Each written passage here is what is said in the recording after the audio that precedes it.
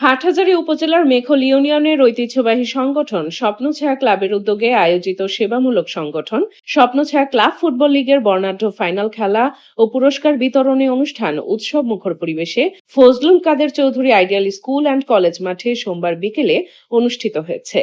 অনুষ্ঠানে প্রধান অতিথি হিসেবে উপস্থিত ছিলেন হাটহাজারী উপজেলা বিএনপির সদস্য সচিব গিয়াসউদ্দিন চেয়ারম্যান। তিনি তরুণদের মাদক ও অপরাধমুক্ত সমাজ গঠনে খেলাধুলার গুরুত্ব তুলে ধরে বক্তব্য দেন। এ সময় বিশেষ অতিথি হিসেবে উপস্থিত ছিলেন Rashedul Alam, GM Saiful Islam, SM. Rashed Alam Rashed, Mohammad Didarul Alam Didar, Mohammad Moinuddin Shibu, engineer SM. আমান এবং সাইফুল ইসলাম তালুকদার সহ আরো অনেক অতিথিবৃন্দ এতে উপস্থিত ছিলেন। খেলা শেষে বিজয়ী ও রানার আপ দলের খেলোয়াড়দের মাঝে ট্রফি ও পুরস্কার বিতরণ করা হয়। অনুষ্ঠানে স্থানীয় গণ্যমান্য ব্যক্তি, ক্রীড়ামোদী দর্শক এবং বিভিন্ন শ্রেণী পেশার মানুষ উপস্থিত ছিলেন। হাটহাজারীতে কোম্পানির নিজস্ব ফ্যাক্টরিতে উৎপাদিত মেশরফের পণ্য দিচ্ছে 3 মাসের রিপেয়ারিং ওয়ারেন্টি।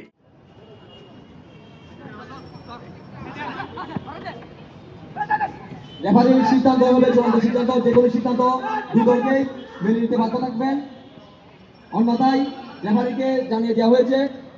যেভাবে মাদকে এবং মোবাইলে যেভাবে আসক্ত হচ্ছি, আমি আশা করব যারা ক্রীড়ার অনুরাগী এবং ক্রীড়ার মাধ্যমে তাদেরকে মাদক এবং এই মোবাইল আসক্ত থেকে ফিরিয়ে আনতে পারবে বলে আমি বিশ্বাস করি। এই টুর্নামেন্ট যারা আয়োজন করেছে স্বপ্নছায়া সংগঠনকে ধন্যবাদ এবং কৃতজ্ঞতা জানাচ্ছি। তারা প্রতি বছরই আমার জানা মতে এই টুর্নামেন্টের আয়োজন করে। তাদের এই সাংগঠনিক কার্যক্রমগুলা সত্যি প্রশংসনীয়।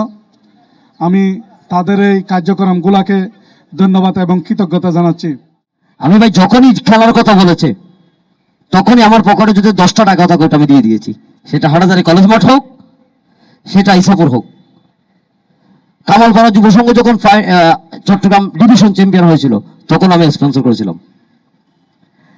এবার জাগৃতির পৃষ্ঠপোষকতা প্রথম আমার কাছে প্রস্তাব আসছিল, তো জাগৃতির সেক্রেটারিকে বললাম আমার একটা ছোট ভাই আছে, সে ভালো কাজ করে, তাকে একটু অনুপ্রেরণা দেন, তকিবুল হাসান তকিকে স্পন্সর করে দেন। অনেক সময় ছোটদেরকে এগিয়ে দিতে হবে, শুধু নেতৃত্বটা নিজে ধরে রাখলে হবে না। এটা খেলোয়াড় সমিতির উচিত অনতিবিলম্বে মিটিং ডেকে সজীবদের মতো, রিহানা বাবলুদের মতো, আজিজিয়া সংঘ যারা সদস্যরা আমাদের মেকলের, তাদের মতো এখানে যারা আছে মেকলের প্রত্যেকটি ওয়ার্ড থেকে ভালো তরুণদেরকে এনে খেলোয়াড় সমিতির একটি শক্তিশালী ক্যাবিনেট গঠন করা। সুতরাং আমরা ওইরকম একটা আশা করি অতি দ্রুত মিটিং ডাকবেন এবং আশা করি ইসাপুর বাজার ব্যবসায়ী সমিতিও নতুন করে কমিটি হবে। বাজারকে পরিচ্ছন্ন রাখতে হবে। আমাদের মা বোনেরা বাজার আছে, আমরা বাজার আসি, এটা আমাদের নৈতিক দায়িত্ব। তো আমরা আশা করব 2011-12 সালে একবার করেছিলাম খেলোয়াড় সমিতি, ইসাপুর বাজার ব্যবসায়ী সমিতি, মেকল ইউনিয়ন পরিষদ যৌথভাবে একবার বাজার পরিষ্কার পরিচ্ছন্নতা অভিযান করেছিলাম। সেদিন আমি নিজে দাঁড়িয়ে কিছুটা করেছি, এরপর আমাদের নেতৃবৃন্দের আর কোনো খবর নেই।